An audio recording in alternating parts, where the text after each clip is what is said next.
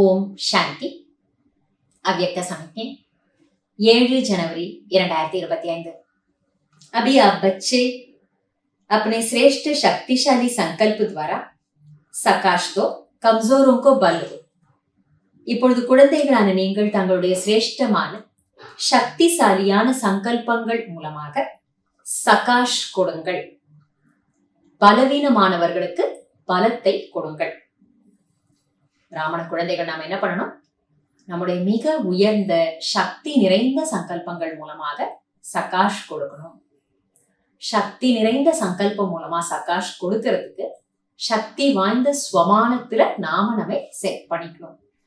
बाबा solar अपने पुरुषार्थ का समय दूसरों को सहयोग देने में लगाओ. தங்கள் முயற்சியின் நேரத்தை மற்றவர்களுக்கு உதவி செய்வதில் செலவிடுங்கள். दूसरों को सहयोग देना अर्थात अपना जमा करना.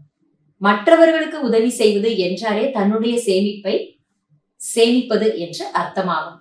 மற்றவர்களுக்காக நான் நினைத்தேனே, இதுல எனக்கு என்ன கிடைச்சது அப்படின்றது கண்டிப்பா கிடையாது.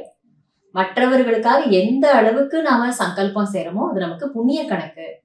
இதை பாபா அவ்யக்த முரளிகள்ல நமக்கு புரிய வச்சிருக்காரு.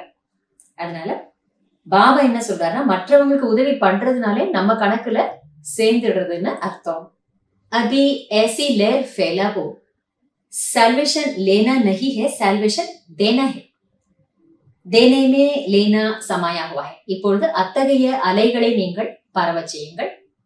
நிவாரணத்தை நாம் தேடக்கூடாது, நிவாரணத்தை கொடுப்பவர்களாக ஆக வேண்டும்.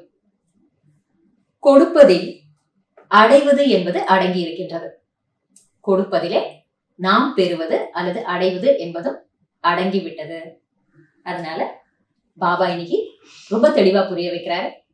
எந்த அளவுக்கு மற்றவர்களுக்காக நம்முடைய சிந்தனையை சங்கல்பத்தை நாம பயன்படுத்துவோமோ, மனசா சேவை செய்வோமோ, கண்டிப்பாக அந்த அளவுக்கு நமக்கு அதற்கான பலன்கள் கிடைச்சிக்கிட்டே இருக்கும்.